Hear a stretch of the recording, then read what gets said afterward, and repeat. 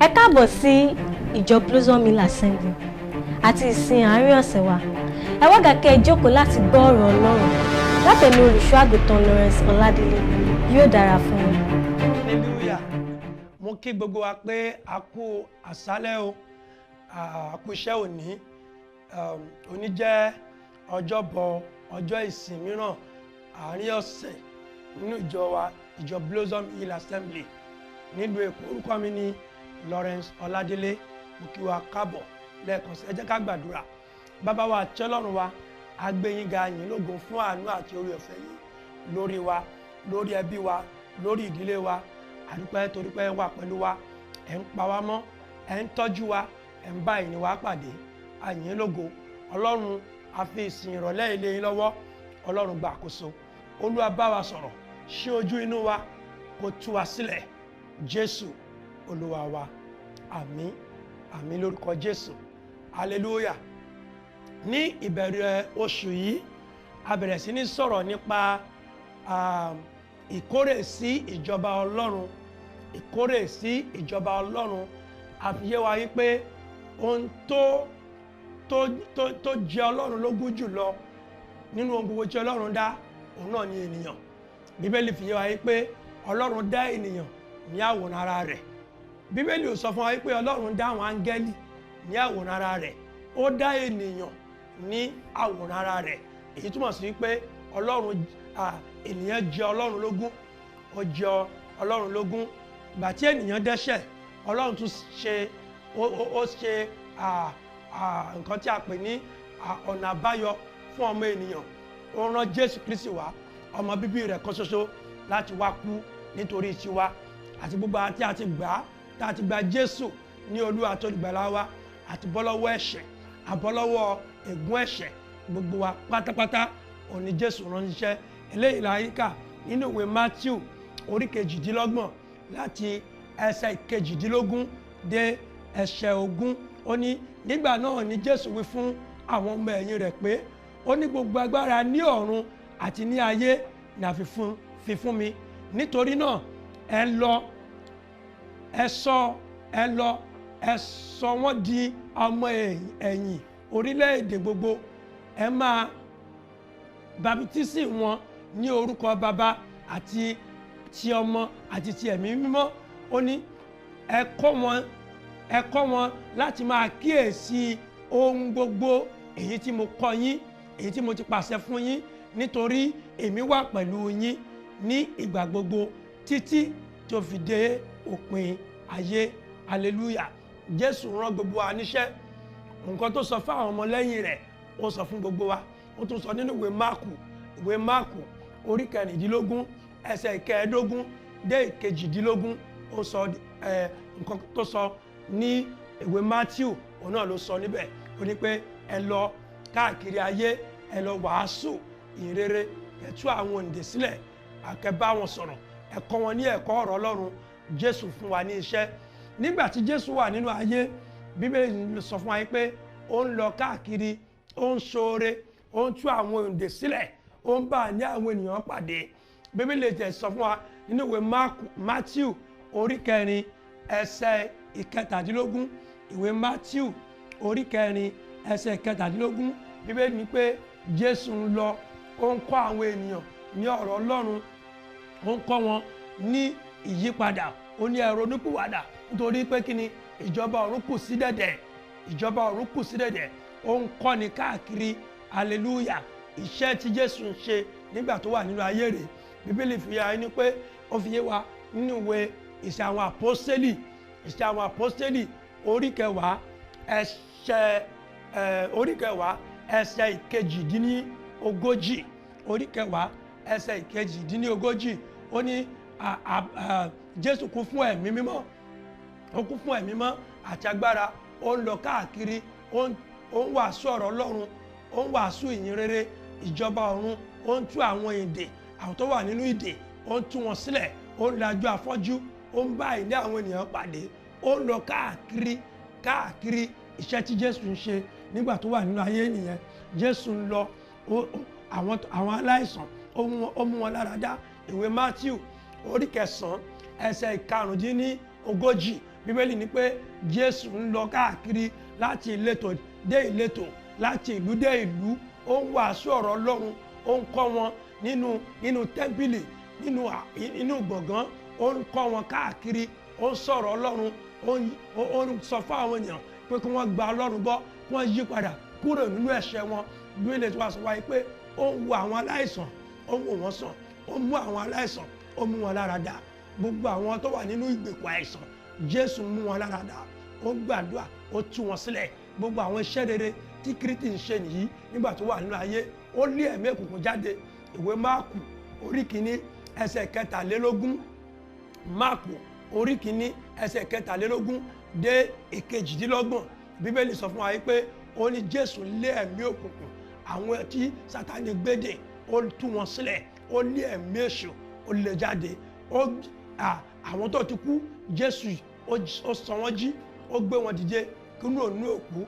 Bíbélì fi yé wa nínú ìwé Lúùkù orí keje ẹsẹ̀ ìkọkànlá dé ìkẹtàdínlógún, Lúùkù orí keje ẹsẹ̀ ìkọkànlá dé ìkẹtàdínlógún.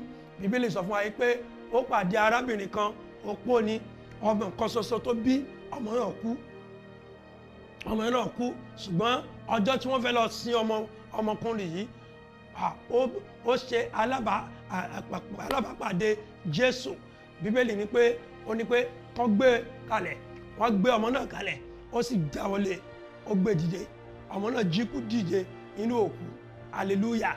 Àwọn iṣẹ́ rere tí Jésù ń ṣe káàkiri yìí, arábìnrin kan, Bíbélì tẹ̀ sọ fún wa pé ó ní arábìnrin yìí ó ní ìsun ẹ̀jẹ̀ ọdún méjìlá nínú ìwé Lúùkù orí kẹjọ láti ẹsẹ̀ ìkẹtàlélógójì dé ìkejìdínláàádọ́ta. Obìnrin yìí ó wà nípò ìsun ẹ̀jẹ̀ fún odidi ọdún méjìlá. Ọjọ́ tó bá Jésù pàdé, ọjọ́ náà ni ara rẹ̀ yá. Hallelujah. Ọjọ́ tó bá Jésù pàdé, ọjọ́ náà ni ara rẹ̀ yá. Olúwa tú sílẹ̀.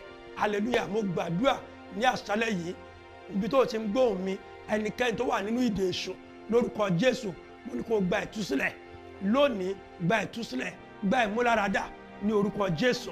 Bíbélì tẹ̀ sọ fún wa pé ó ní gbogbo àwọn tó wà ní àyíká Jésù, gbogbo wọn pátápátá ni Jésù ń bá ìní wọn.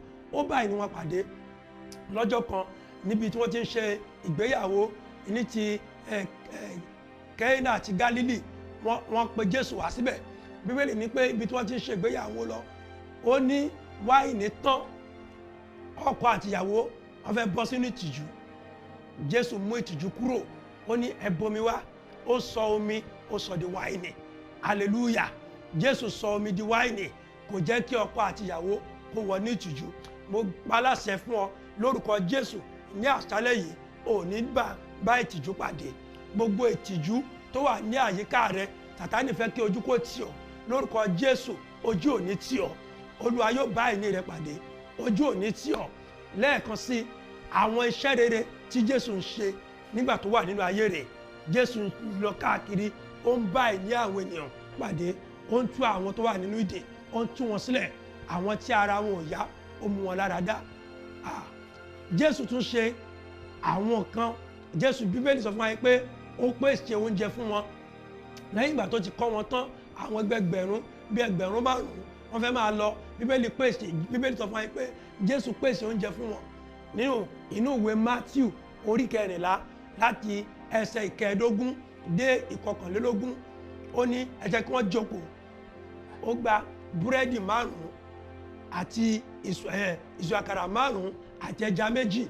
Bíbélì sọ fún wa pé Jésù gbàdúrà sí, ó sì fi bọ́ ẹgbẹgbẹ̀rún àwọn ènìyàn. Àwọn ẹgbẹ̀rún 5 ni Jésù fi bọ́. Hallelujah. Àwọn iṣẹ́ rere lóríṣiríṣi tí Jésù ń ṣe nígbà tó wà nínú ayé nìyí. So Jésù wá sọ fún wa pé ó ní gbogbo àwọn tí wọ́n gbà mí gbọ́, gbogbo ẹ̀yin tẹ́ ti gbà mí gbọ́, tẹ́ ti gbà mí ní Olúwa àti olùgbàlà yín, ó ní gbogbo iṣẹ́ rere tí mo ṣe nígbà tí mo wà nínú ayé, ó ní bẹ́ẹ̀ làwa gan a ó ṣe. Ó ní a ó lajú afọ́jú, a ó jí òkú dìde, a ó bá ìní àwọn ènìyàn pàdé, àwọn tó wà nínú ìgbèkùn a ó mú wọn lára dá.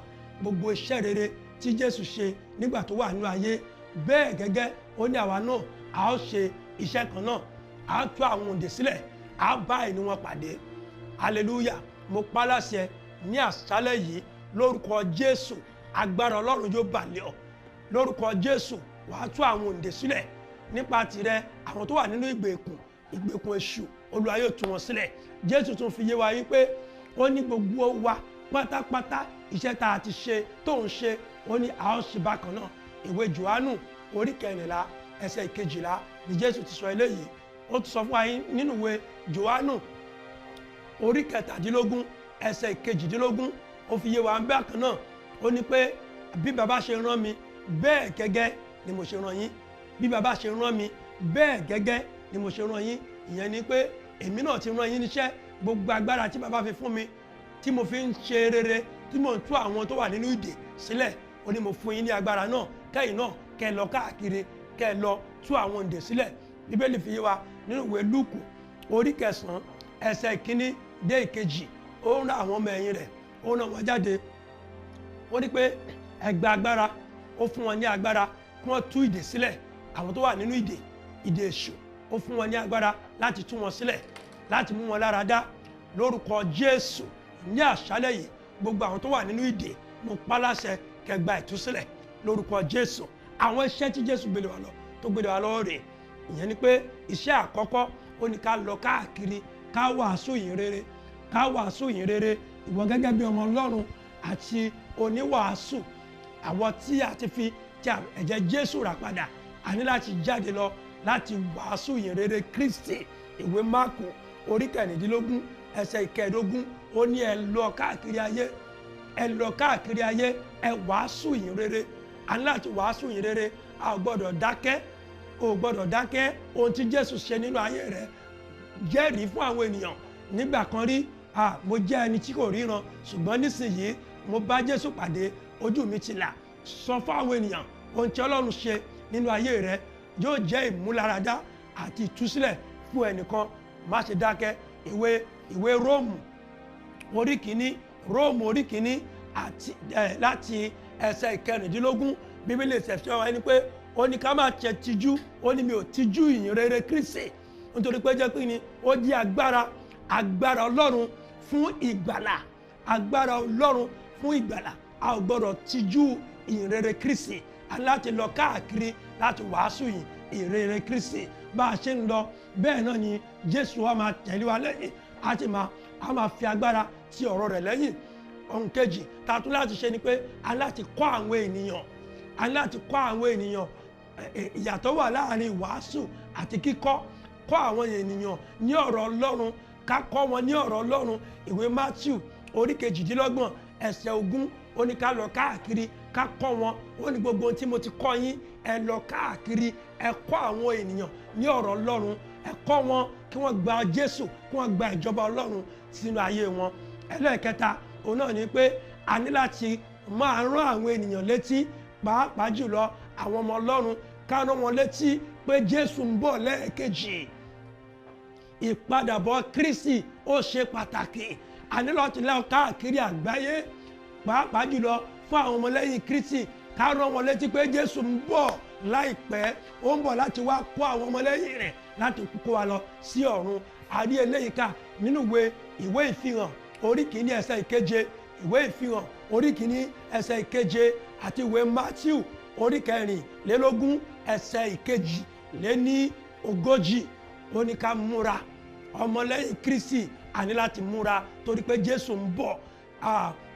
kókó kẹrin ni pé ó ní a ní láti lọ káàkiri láti wo àwọn aláìsàn sàn, gbogbo àwọn tó wà nínú ìgbèkùn àìsàn. Bíbélì ní pé a ó gbé ọwọ́ lé wọn, ara wọn yóò sì dá. ìwé Máàkù orí 16 ẹsẹ̀ 22, a ó gbé ọwọ́ lé àwọn aláìsàn, ara wọn yóò sì dá. níbikíbi tí wọ́n wà, iṣẹ́ tí Olúwa gbélé wa lọ́wọ́ rẹ̀, eléyìí yóò wà fún àwọn pásítọ̀ nìkan tàbí àwọn olùṣọ́àgùtàn àbí àwọn evangelist. gbogbo wa pátá tí a ti gba Jésù ní Olúwa tó olùgbàlà wa, ó ní a ó pàṣẹ, a ó gbé ọwọ́ lé àwọn aláìsàn, ara wọn yóò sì dá. mo pa láṣẹ lórúkọ Jésù ní àṣálẹ́ yìí, níbi tó wà tí àìsàn ti gbé ọ dè, lórúkọ Jésù gba ìwòsàn rẹ, gba ìwòsàn rẹ ní àṣálẹ́ yìí. bóyá nípa ti ara ni òun ṣàìsàn tàbí nípa ti ẹ̀mí, ìdílé ẹlòmíì gan ń ṣàìsàn, iṣẹ́ ìránṣẹ́ rẹ̀ ń ṣàìsàn, ibi òwò rẹ̀ ń ṣàìsàn. Mo pa láṣẹ ní àṣálẹ́ yìí gba ìwòsàn. Èyí tó parí ẹ̀ tí mo fẹ́ dáwọ́ tí màá fi dákẹ́ ní àṣálẹ́ yìí ni pé Bíbélì ni pé a ó lé ẹ̀mí èṣù jáde. Hallelujah. Gbogbo àwọn ọmọlẹ́yìn Kristi ó ní a ó lé ẹ̀mí èṣù jáde. Eléyìí wà nínú ìwé Máàkù orí 16 ẹsẹ̀ 17 ó ní a ó lé ẹ̀mí èṣù jáde lórúkọ Jésù. Mo pa láṣẹ ní àṣálẹ́ yìí gbogbo ẹ̀mí òkùnkùn tó wà ní àyíká rẹ lórúkọ Jésù kan jáde, lórúkọ Jésù kan jáde. Àwọn ẹ̀mí èṣù tó ń gbé iṣẹ́ rẹ dè, ẹ̀mí èṣù tí kò jẹ́ kó tẹ̀síwájú, ẹ̀mí èṣù tí ò jẹ́ kí owó kó dúró lọ́wọ́ rẹ, ẹ̀mí èṣù tó mú àgbàná wọnú ayé rẹ lórúkọ Jésù kí wọ́n jáde ní àṣálẹ́ yìí. Àwọn iṣẹ́ tí Jésù ní pé a ó ṣe nìyẹn, a ó jẹ́ tó dáwọ́lé ohun rere. Hallelujah. Ó bẹ̀rẹ̀ iṣẹ́ rere. Nígbà tó bá bẹ̀rẹ̀ iṣẹ́ tó bẹ̀rẹ̀ òwò nípasẹ̀ tirẹ̀, àwọn aláìní wọ́n bọ́ kúrò nínú àìní, àwọn tí wọ́n rí jẹ wọ́n bọ́ kúrò nípò àìrí jẹ, àwọn òtòṣì Olúwa yóò lò ọ́ láti tú wọn sílẹ̀ kúrò nínú òtòṣì wọn. Iṣẹ́ tí Jésù fẹ́ ká ṣe nínú ayé rẹ̀. Mo pa láṣẹ lórúkọ Jésù ní àṣálẹ́ yìí nípa tirẹ̀ gbogbo àwọn tó wà nínú ìgbèkùn èṣù kó máa tú sílẹ̀, kó máa bọ́, kó máa gba ìdáǹdè ní àṣálẹ́ yìí, kó gba ìwòsàn, kó gba ìtúsílẹ̀. Mo pa láṣẹ ìwọ tó ń gbọ́ mi ní àṣálẹ́ yìí kí ìwòsàn kó wọnú ayé rẹ, kí ìdáǹdè kó wọnú ayé rẹ, kí ìtúsílẹ̀ kó wọnú ayé rẹ. Ó ti bẹ̀rẹ̀ láti àṣálẹ́ lọ. Jésù Olúwa wa. Àmín, àmín lórúkọ Jésù. Bẹ́ẹ̀ ni yóò sì rí, ó dẹ̀ ti rí bẹ́ẹ̀. Hallelujah. Àmín. Ní báyìí a fẹ́ gba owó ọrẹ wa àti ìdámẹ́wàá wa. A ó fi káwo ojú amóhùnmáwòrán wa, a ó rí àwọn nọ́mbà ìfowópamọ́sí wa, a rí wọn níbẹ̀. Ẹ jẹ́ ká gbàdúrà sí owó ọrẹ wa àti ìdámẹ́wàá wa ní àṣálẹ́ yìí. Ní orúkọ Jésù, mo pa láṣẹ gbogbo ọkàn tó mú owó ọrẹ àti ìdámẹ́wàá wá ní àṣálẹ́ yìí kí Olúwa kó tẹ́wọ́ gbọ́ ọrẹ rẹ, kó tẹ́wọ́ gba ìdámẹ́wàá rẹ àti àwọn ẹ̀bùn rere ètò ìfiránṣẹ́ sí ọ̀dọ̀ Ọlọ́run lórúkọ Jésù. Kí iṣẹ́ ìránṣẹ́ rẹ, òwò rẹ kó máa bú jáde, owó kó tọ̀ ọ́ wá, ọ̀nà kó máa ṣí fún ọ, ìgbéga kó jẹ́ tiẹ̀, àìní kó jìnnà sí ọ lórúkọ Jésù. Ò ní jẹ́ aláìní. Mo pàṣẹ fún gbogbo ọkàn tó fẹ́ fún Ọlọ́run ní àṣálẹ́ tí wọn kò ní lórúkọ Jésù. Ọ̀nà ayọ̀ kó ṣí fún ọ, ọ̀nà iṣẹ́ rere kó ṣí fún ọ. Nígbà tó bá ń padà bọ̀ lọ́dọ̀ Ọlọ́run, mo pa láṣẹ wàá ní àìnító àti àníṣẹ́kù láti fi fún Ọlọ́run. Ó ti rí bẹ́ẹ̀. Jésù Olúwa wa. Àmín, àmín lórúkọ Jésù. Hallelujah. Mo ń retí ẹ̀rí ẹ láìpẹ́. Ẹ ṣé tí ẹ darapọ̀ mọ́ wa. A lérò pé Olúwa ti bùkún yín nípa gbígbọ́ ọ̀rọ̀ rẹ̀. A ó mú ìsìn wa sí ìparí nígbà tí a ó ka àkọmọ̀nà wa láti inú ìwé orin Dáfídì orí 23 ẹsẹ̀ 1. Olúwa ni olùṣọ́ àgùntàn mi, èmi kì yóò ṣe aláìní, yóò dára fún mi.